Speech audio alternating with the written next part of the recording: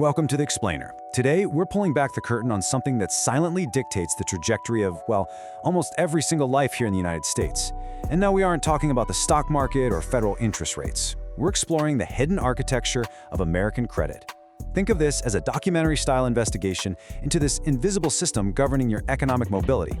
It's working quietly behind the scenes, tracking, calculating, and ultimately deciding your financial fate based on parameters most of us never fully understand. Now, what if the most important test of your entire life is one you never actually studied for? The rules are kept completely secret, and the graders? They're invisible. If just hearing that gives you a slight twinge of anxiety, hey, you are completely justified. We spend years in school preparing for exams, yet the single most consequential grade you'll ever receive, the one that literally decides where you can live, what you drive, maybe even where you work, is administered continuously, totally in the dark. You aren't imagining things. This financial architecture is intentionally opaque. And because it operates in the shadows, things go wrong, like shockingly wrong. We're talking about 20%. That's 1 in 5 Americans who have a hidden, potentially life-altering error on their credit report right this very second. That is tens of millions of people who might get denied a mortgage or get hit with exorbitant interest rates, not because of anything they actually did, but just because of some phantom glitch in a database they don't even have direct access to. It's a startling reality. It really proves we need to understand the system before it misunderstands us. Which brings us to Section 1, the invisible financial panopticon. Now, what's really interesting about this comparison is how it forces us to unlearn what we think we know. Society pushes this deeply held psychological myth that a high credit score means you're a good, responsible person, and a low score means you're bad with money. It feels so personal, right? But the systemic reality is totally devoid of morality. To the algorithm, your score is simply the mathematical probability that you will become 90 days late on a bill within the next 24 months. That is it. It's not judging your soul. It's literally just calculating your risk of default over a 2-year horizon. Moving right along to Section 2, the behavioral data machine. So how exactly does it calculate that probability? Well, if the system is measuring our likelihood to default, it needs raw material to feed its algorithms. It needs data, and lots of it. There's this old saying in the financial world that the credit bureaus know your payment habits better than your own mother. And honestly, it's pretty much true. They know exactly when you paid your credit card, exactly how much of your limit you utilized last Tuesday, and whether you missed a random utility bill 5 years ago. Although you kind of have to appreciate the irony of big data here.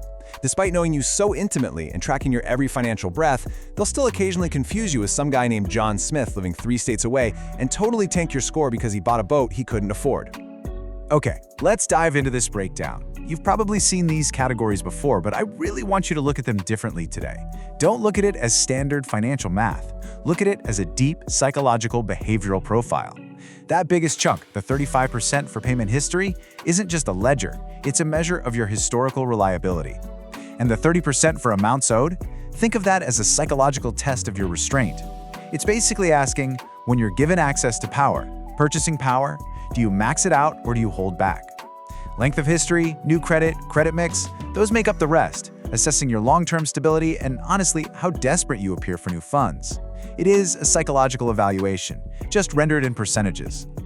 This leads us right into Section 3, the predictability paradigm. And this brilliantly illustrates the real-world consequences we're talking about here. We're shifting the narrative because this isn't just theoretical data sitting on some server.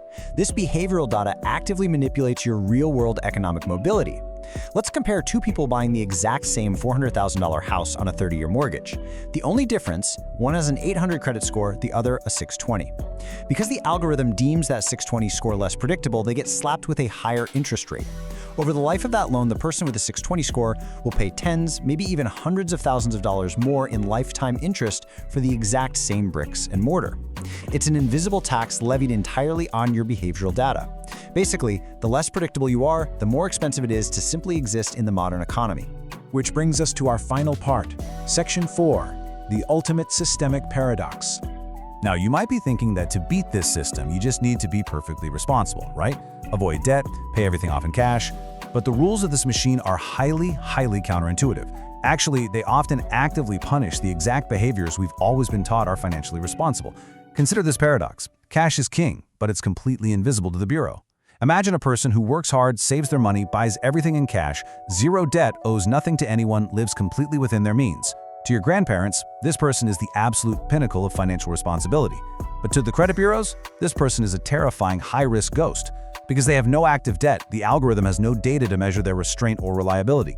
So by avoiding the system entirely, the financially prudent cash buyer is actually punished with a non-existent or poor credit score. Wild, right? Then there is the loan payoff trap. Let's just walk through this timeline together. Say in month 1, you take out a car loan. You make active, on-time payments, the algorithm loves you, your score is sky high, you diligently pay it down, and finally, boom, month 36, you make your final payment. You celebrate, you're completely debt-free.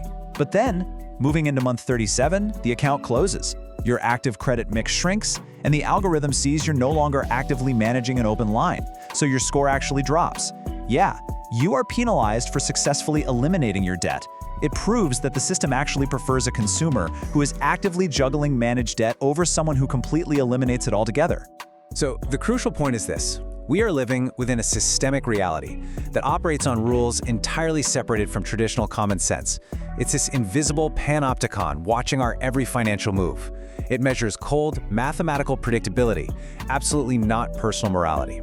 And counterintuitively, it explicitly rewards the continuous, managed juggling of debt far, far more than it rewards having absolutely zero debt.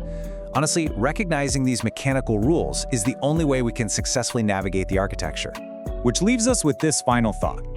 If our entire financial identity, our ability to secure a home, start a business, or just build wealth is dictated by an invisible machine exclusively measuring our predictability, who is really in control of our economic future?